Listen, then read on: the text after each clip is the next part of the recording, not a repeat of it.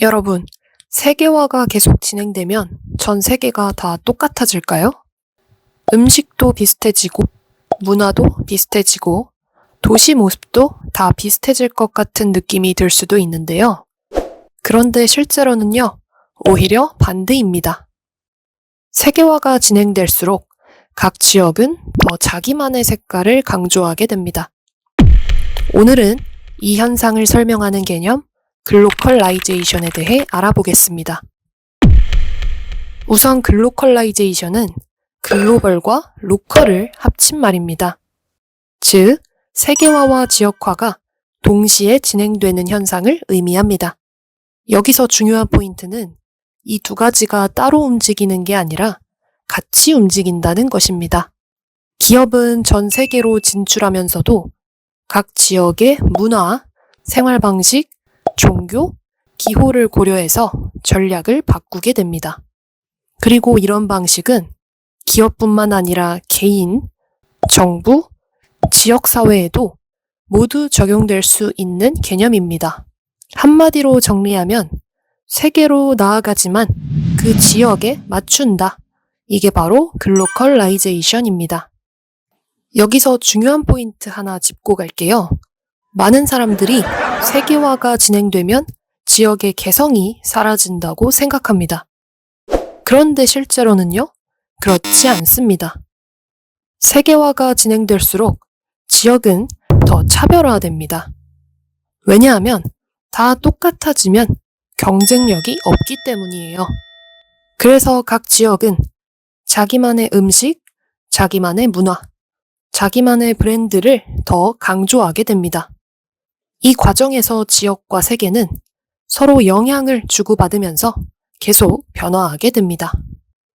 이제 사례를 통해서 이 개념을 좀 더 쉽게 이해해 봅시다. 첫 번째, 패스트푸드입니다. 대표적인 사례가 바로 맥도날드입니다. 전 세계 어디를 가도 햄버거를 팔고 있죠.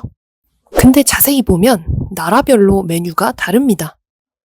돼지고기를 먹는 것을 금기시하는 이슬람 문화권에서는 돼지고기를 사용하지 않고 닭고기나 양고기를 사용하고요. 소를 신성시하는 인도에서는 소고기를 쓰지 않고 감자나 닭고기를 활용합니다. 벼농사가 잘 되는 기후에 속한 필리핀에서는 햄버거 대신 치킨과 밥을 함께 제공하는 메뉴가 있습니다. 우리나라와 같은 경우에는 불고기 버거를 그 예시로 들 수 있겠죠? 이처럼 맥도날드라는 같은 브랜드지만 지역에 맞게 완전히 달라지는 거죠. 두 번째, 제품입니다. 우리나라의 초코파이가 좋은 예입니다. 이 제품은 전 세계로 수출되는데요. 나라에 따라서 재료와 제조 방식이 달라집니다. 이슬람 국가에서는 할랄 기준을 맞추기 위해 돼지 유래의 젤라틴 대신 소나 식물성 젤라틴을 사용합니다. 또 인도에서는 힌두교 문화의 영향을 고려해 동물성 재료를 줄이고 식물성 원료를 활용하기도 합니다.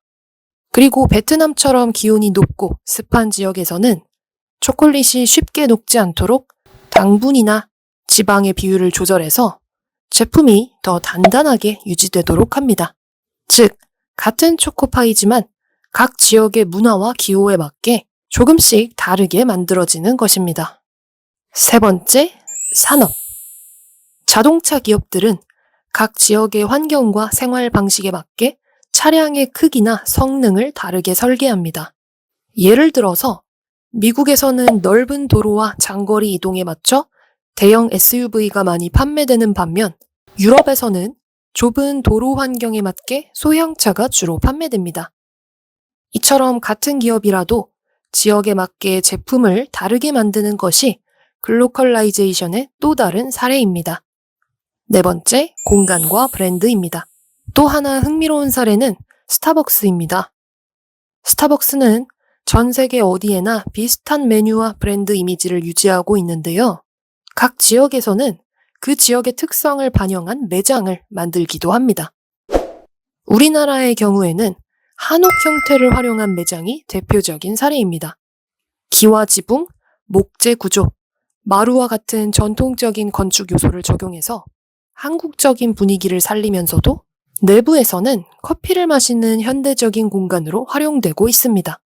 이처럼 글로벌 브랜드가 전통 건축 양식과 결합하면서 독특한 공간이 만들어지게 됩니다. 따라서 이 매장은 단순히 커피를 파는 곳이 아니라 그 지역의 문화와 정체성을 함께 경험할 수 있는 공간이라고 볼 수 있습니다. 다섯 번째, 콘텐츠입니다. 콘텐츠 산업에서도 글로컬라이제이션이 나타납니다. 대표적인 예가 바로 넷플릭스입니다.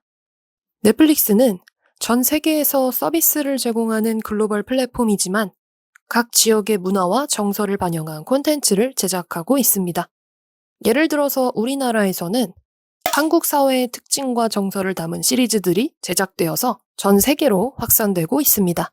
또 각 나라에서는 자국의 언어, 문화, 가치관을 반영한 콘텐츠를 제작해서 현지 시청자들의 공감을 얻고 있습니다. 이처럼 글로벌 플랫폼이 지역의 문화적 특성을 반영한 콘텐츠를 만들어내면서 세계 시장과 지역 문화가 동시에 연결되는 모습을 보여줍니다. 이것이 바로 콘텐츠 분야에서 나타나는 글로컬라이제이션의 사례입니다. 정리해 보겠습니다. 글로컬라이제이션은 세계화 속에서 지역이 사라지는 것이 아니라 오히려 더 특별해지는 과정입니다. 또 글로컬라이제이션은 기업이 더 많은 시장에서 경쟁력을 확보하게 만들고 소비자에게는 더 다양한 선택지를 제공하는 경제적인 측면에서도 중요한 의미를 가집니다. 여러분이 앞으로 음식이나 제품, 도시를 볼 때 이게 다른 지역에 가면 어떻게 달라질 수 있을까 하고 생각해 보세요. 그 속에는 글로컬라이제이션이 숨어 있습니다.